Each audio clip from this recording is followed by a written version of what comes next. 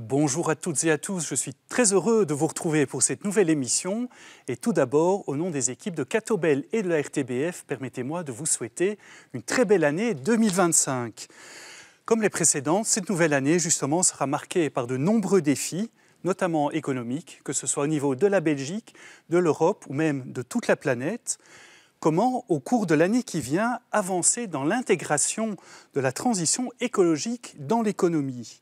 Le Green Deal européen va-t-il survivre à la réindustrialisation européenne que beaucoup appellent de leur vœu? Ou encore, que peut-on attendre de la prochaine COP 30 qui se déroulera au Brésil en novembre prochain? Pour aborder ces différentes questions complexes, j'ai le plaisir d'accueillir le Père Gaël Giraud. Père Gaël Giraud, bonjour. Bonjour. Bienvenue dans cette émission. Vous êtes donc jésuite, économiste et théologien. Vous êtes plus particulièrement spécialiste en économie mathématique, d'ailleurs aussi directeur de recherche au CNRS en France sur les questions d'économie.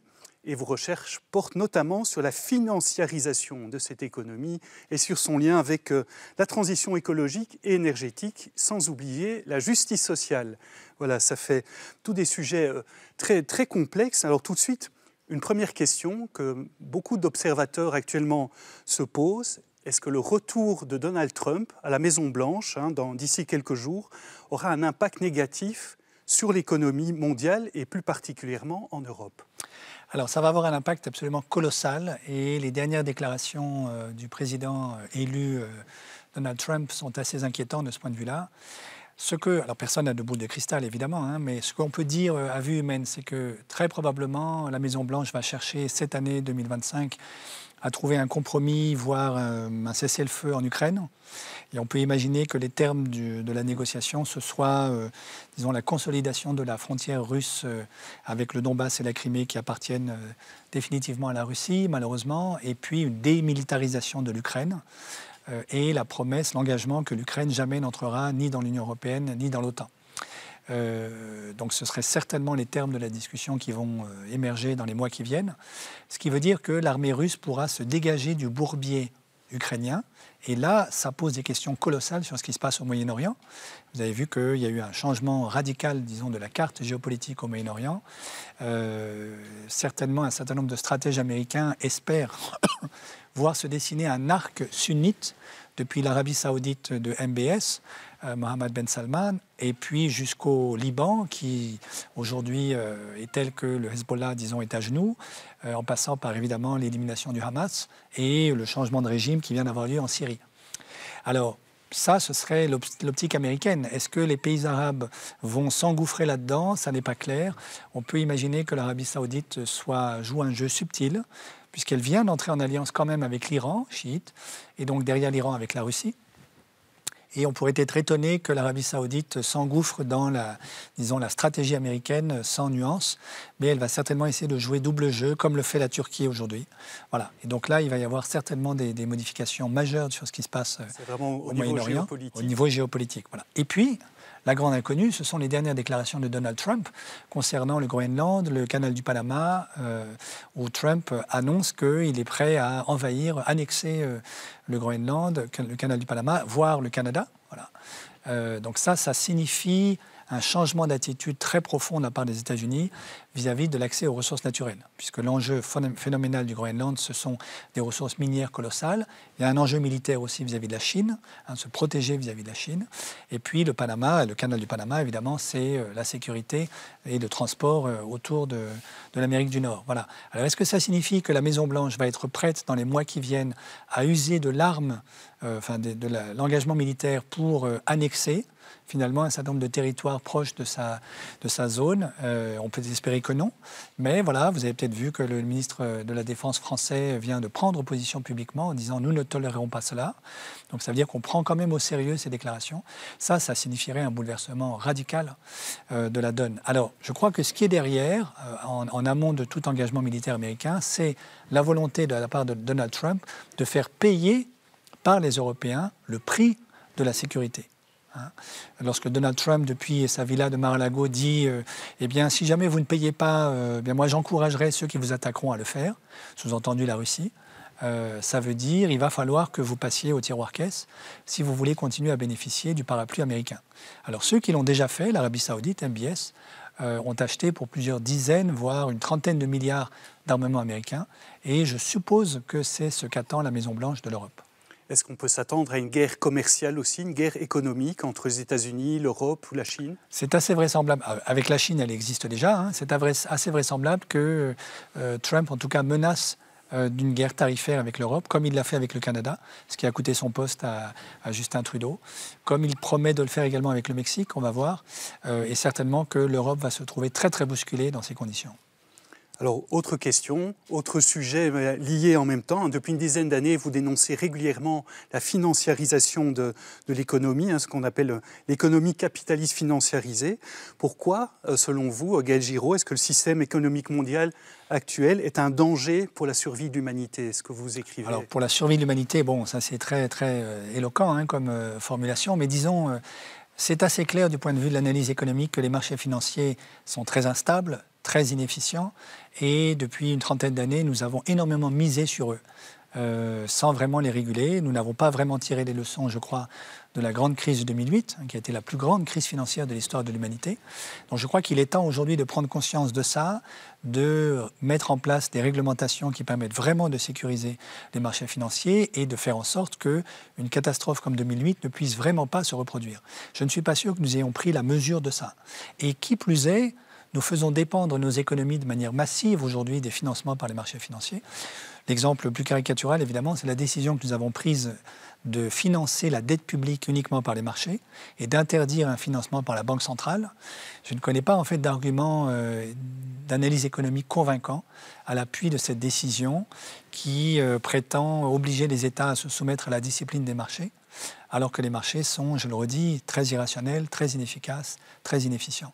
Donc ça n'a pas beaucoup de sens d'obliger les États à, au fond, laisser les marchés financiers juger de la recevabilité de leur politique publique.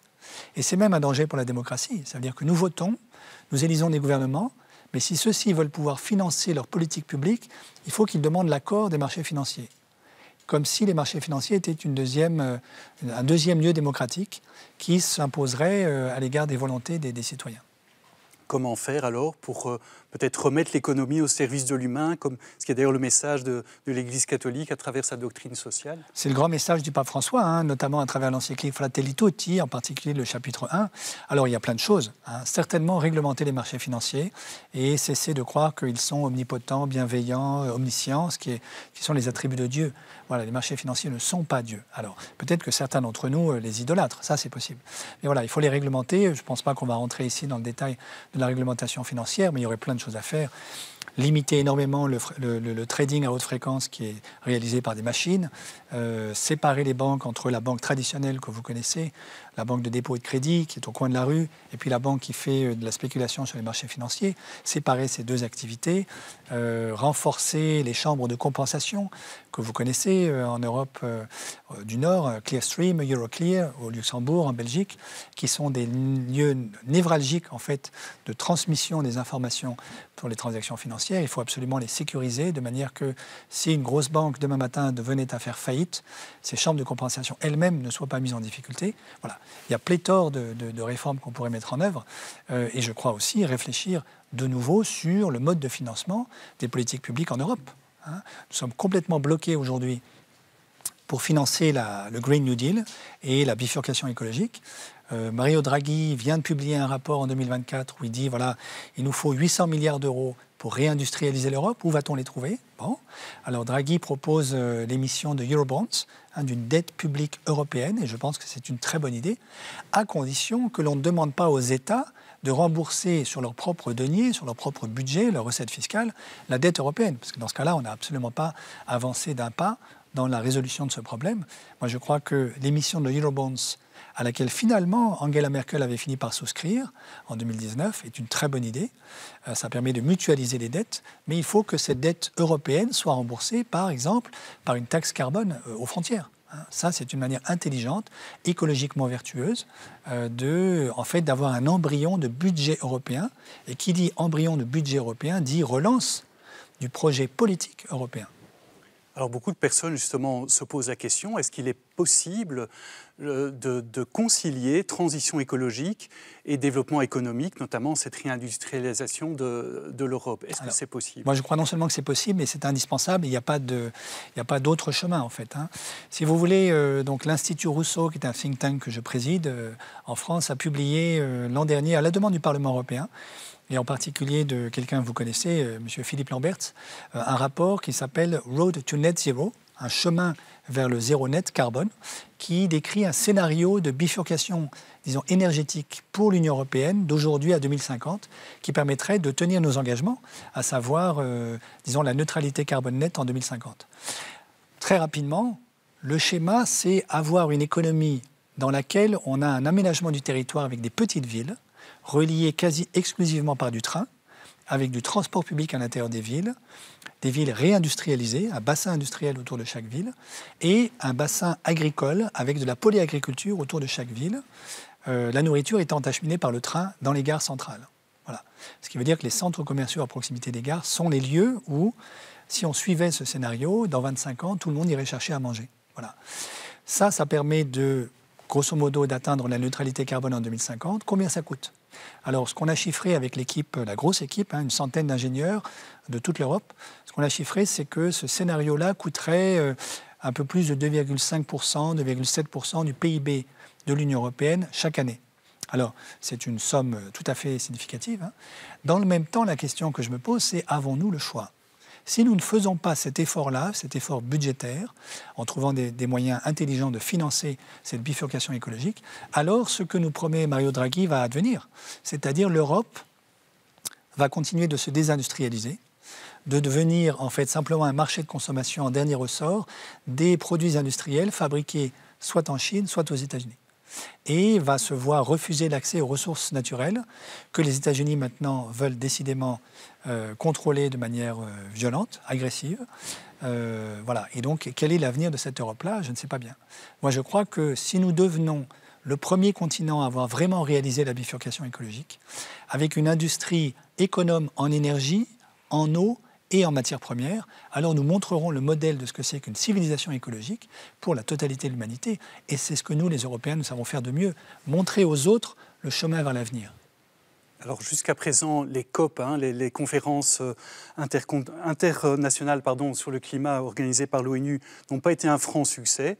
En novembre prochain, on aura une COP 30 au Brésil. Est-ce qu'on peut s'attendre à ce que cette COP 30 avance dans l'abandon des énergies fossiles, aussi dans le financement des pays développés qui doivent assurer cette transition climatique? Je crois qu'il faut le souhaiter et je crois qu'on peut faire confiance au gouvernement Lula pour prendre un peu plus au sérieux cette COP que n'avait fait le gouvernement qui a accueilli la COP 29 l'an dernier. L'Azerbaïdjan, voilà, qui a évidemment un conflit d'intérêts majeur. Bon, Lula n'a pas forcément ce conflit d'intérêts-là. C'est la fin de son mandat présidentiel. On peut croire que, exactement comme d'ailleurs la présidence Hollande en 2015 en France, il estime que ce soit le dernier grand événement international de son mandat et qu'il veuille mettre le paquet, si je puis dire, pour qu'on aboutisse à des vrais résultats. Les vrais résultats, c'est quoi? C'est en effet mettre en œuvre des modes de financement qui permettent aux pays des Suds, qui globalement ne sont pas responsables de la tragédie climatique, à la fois de réduire le peu d'émissions qui sont les leurs, encore que maintenant vous avez des pays émergents qui commencent à émettre beaucoup, je pense à l'Inde, et puis évidemment la Chine, le Brésil, et puis surtout à s'adapter au dérèglement climatique qui est déjà en cours. Nous commençons à souffrir beaucoup en Europe, mais donc des inondations, par exemple, des sécheresses. Regardez ce qui s'est passé à Valencia, en Espagne, il y a quelques semaines. Voilà. Mais les pays des Suds sont soumis à ça depuis des années maintenant et savent très bien que leur survie va dépendre de leur capacité à s'adapter au dérèglement climatique. Et ça n'est que justice pour nous, les pays du Nord, qui avons pollué, que de les aider financièrement à le faire. En tout cas, c'est ce vers quoi pousse le pape François, en mettant au premier plan la question de la dette écologique. Le pape François dit, voilà, nous les pays du Nord, alors il s'inclut dedans parce qu'il est en Italie, nous avons une part de responsabilité dans la tragédie climatique actuelle et c'est de notre responsabilité d'aider financièrement les pays des Suds à financer leurs efforts d'adaptation. Donc c'est une question véritablement de justice climatique et qui est indispensable pour un développement aussi de ces pays-là. Je crois pour le développement de ces pays-là et puis pour notre propre survie. Je pense que ça ne sera bon pour personne si le Brésil, l'Afrique du Sud demain, l'Inde ou la Chine sont ravagés par le dérèglement climatique. Nous avons tous besoin d'une planète sud prospère, y compris pour le Nord.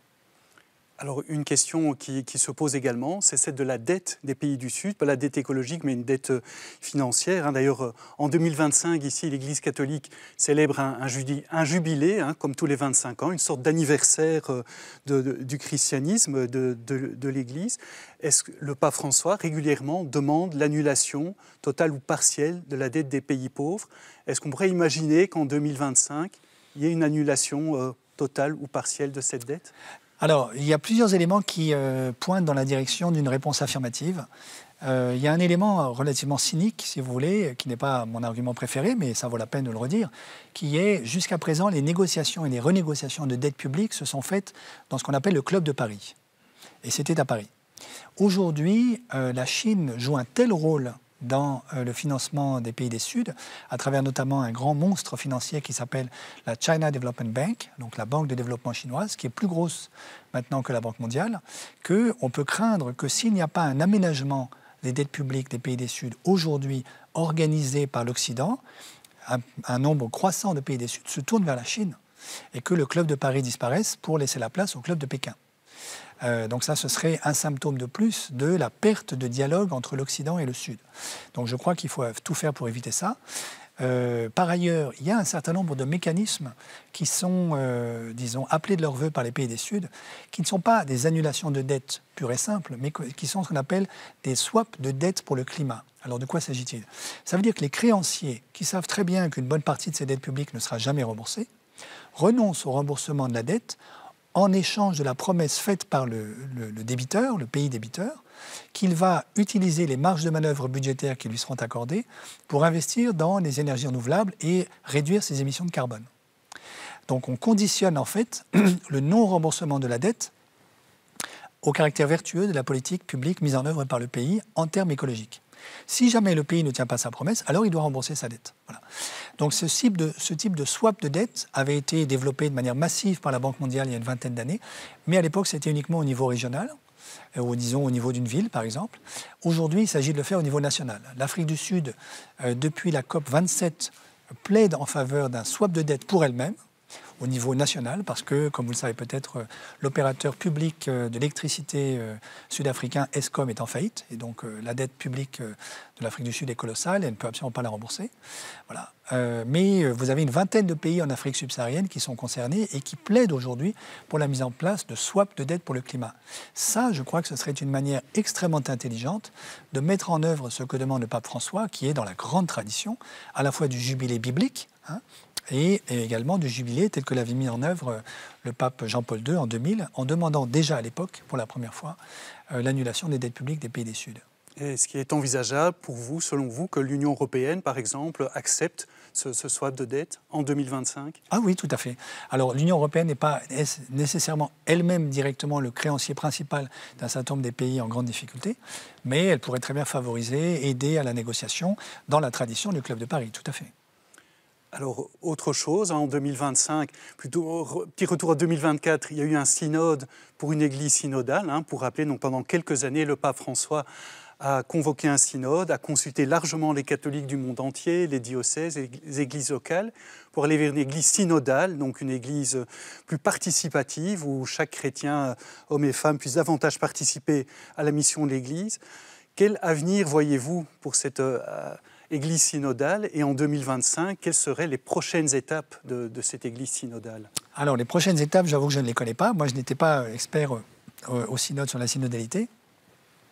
Mais ce qui me paraît très clair, c'est que ce que le pape François veut faire à travers ce synode, c'est, au fond, on pourrait dire, tourner la page des aspects pas très heureux de la réforme grégorienne du XIe siècle, qui avait contribué à, disons, une architecture extrêmement verticale de notre Église. On pourrait dire qu'il a favorisé une certaine forme de cléricalisme, et nous en payons un prix exorbitant aujourd'hui.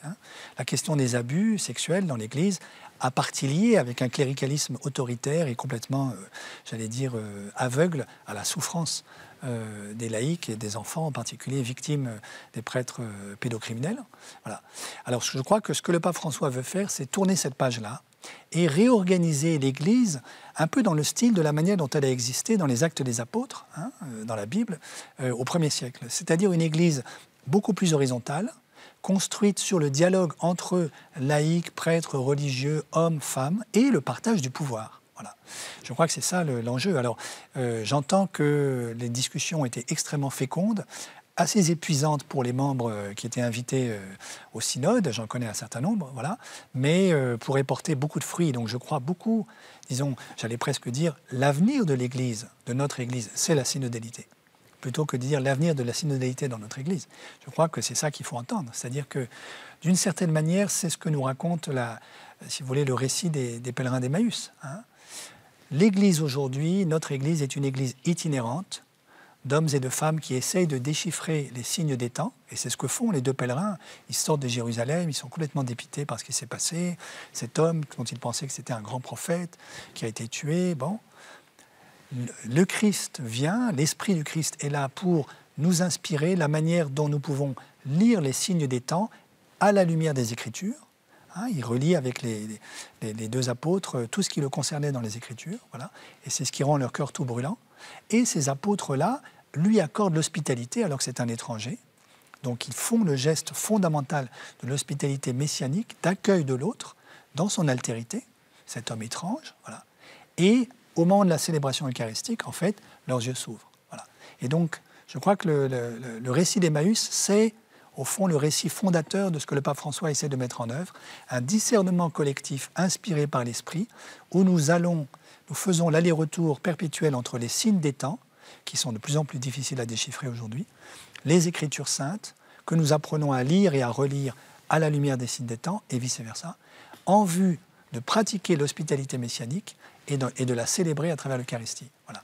Si l'Église réussit à vivre ce mouvement-là, auquel elle est appelée, alors elle a de très beaux jours devant elle. Alors pour revenir justement sur cette notion de signes des temps, quels seraient aujourd'hui les principaux signes des temps auxquels l'Église est affrontée, qui représentent un défi pour elle, peut-être plus particulièrement ici en Europe occidentale? Alors il y a certainement la question climatique, la question écologique globalement.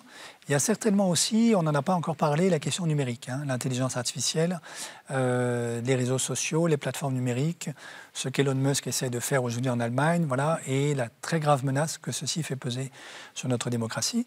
Et puis j'ajouterai un troisième élément qui est la place des femmes. Aujourd'hui, dans notre génération, pour la première fois dans l'histoire de l'humanité, en Occident, les femmes sont en moyenne plus diplômées que les hommes. Voilà, c'est la première fois. Et c'est une très bonne nouvelle. Simplement, ça exige évidemment, pour être honoré, disons, une transformation assez profonde de la place des femmes dans notre société, pas seulement dans l'Église, mais dans l'ensemble de notre société. Et je crois qu'on pourrait dire qu'il y a une espèce aujourd'hui de résurgence d'un machisme vulgaire et brutal qui est une espèce de cri d'alerte d'un certain nombre d'hommes qui sont complètement déboussolés par cette situation-là. Alors, je crois que ça interpelle aussi notre Église et qu'elle est tout à fait, ouverte en vérité à la question d'une reconsidération de la place des femmes à l'intérieur de l'Église. Et si elle le fait, elle sera en fait prophétique de la transformation théorique que notre société tout entière a à vivre pour ce qui concerne le rôle des femmes. Comment l'Église catholique, aujourd'hui, en 2025, se situe-t-elle par rapport aux enjeux, ce qu'on appelle le transhumanisme? Vous avez évoqué ces révolutions numériques, aussi l'intelligence artificielle. Est-ce qu'il faut craindre que l'humanité se déshumanise en voulant quelque part se dépasser elle-même? Alors, je crois qu'il y a plein de choses dans votre question, et j'en ai parlé récemment dans un petit livre qui s'appelle « Le capital que je ne suis pas », coécrit avec la philosophe Anna Lombert, une femme. Alors, je dirais, du point de vue chrétien, il faut comprendre que le transhumanisme n'est absolument pas chrétien, et au contraire relève de ce que moi, en tout cas, je caractérise comme la gnose. Alors, la gnose, c'est le vieil ennemi de l'Église et du christianisme. Le premier grand théologien qui a écrit contre la gnose, c'est saint Irénée, l'évêque de Lyon, à la fin du IIe siècle, dans un livre qui s'appelle « Contre les hérésies », et en particulier les hérésies gnostiques. Alors qu'est-ce que c'est que la gnose? La gnose, c'est l'idée folle que la matière, le corps, la corporéité, c'est le mal. et que le mieux que nous ayons à faire, c'est de nous en libérer et de devenir des êtres que, à l'époque, Valentin, le grand gnostique, appelait des êtres pneumatiques, donc des esprits délivrés du corps. Alors, tout ce dont rêve le transhumanisme, de pouvoir transplanter notre esprit sur une machine, remplacer les humains par des machines, tout le délire qui tourne autour de l'intelligence artificielle va devenir plus qu'humaine, tout ça n'a aucun substrat scientifique et relève en réalité d'un imaginaire qui croit en une grande singularité qui va arriver dans l'avenir, qui sera le moment où nous serons délivrés de nos corps. Voilà. Ça, c'est absolument pas chrétien. Le christianisme est une religion qui honore le corps. Notre corps est appelé à être ressuscité avec notre âme, voilà, sans distinction. En tout cas, sans séparation, plutôt. Voilà, et donc ça, c'est fondamental. Le christianisme, contrairement à ce que certains croient, est une religion qui honore le corps dans toutes ses dimensions. Voilà, et qui ne peut pas du tout se satisfaire de, du clivage très profond dans lequel le transhumanisme veut nous installer entre un esprit qui serait détaché du corps et un corps sans esprit, qu'on pourrait remplacer par une machine. Alors Gaël Giraud, on arrive presque au terme de cette émission. Comme dernière question, j'ai envie de vous demander, vous qui êtes prêtre, jésuite, économiste, théologien, qu'est-ce qu'on peut vous souhaiter pour cette année 2025 ? Pour moi-même, alors, ce que vous pouvez me souhaiter de mieux, c'est de rester et d'être davantage encore dans l'attitude, je crois, qui est profondément celle du Christ, qui est celle d'être le sourcier de la sainteté que le Père a semée dans notre création, dans notre société. C'est un peu ce à quoi fait allusion le pape François quand il parle de la sainteté des classes moyennes ou de la sainteté du voisin d'à côté, de la porte d'à côté. En fait, nous ne le savons pas, mais il y a des germes de bonté, de générosité, de bienveillance, d'intelligence collective, de discernement chez nos voisins, tout autour de nous, partout. Voilà. La question, c'est de nous y rendre attentifs et de nous ouvrir en fait à l'inédit, au neuf que Dieu fait toujours dans notre société. Alors évidemment, si nous passons nos journées devant des écrans avec notre téléphone, l'ordinateur, bientôt la lunette connectée et que sais-je d'autre, alors là, on sera complètement aveugle, c'est le cas de le dire, à cet inédit très discret qui est la sainteté d'autrui autour de nous. Mais en fait, à partir du moment où vous commencez à ouvrir un peu les yeux, les oreilles, vous voyez qu'il y en a partout. Et ça, c'est extrêmement réjouissant. C'est une source d'espoir magnifique. Eh bien, merci beaucoup, Père Gaël Giraud, d'avoir terminé sur cette note d'espoir. Merci de nous avoir introduit à différents défis pour cette année 2025 et au-delà. Merci à vous aussi d'avoir été avec nous aujourd'hui. On vous souhaite encore une très belle année 2025 et n'hésitez pas à revoir cette émission sur la plateforme Ovio ou sur le site catobel.be. Merci de votre fidélité et à très bientôt.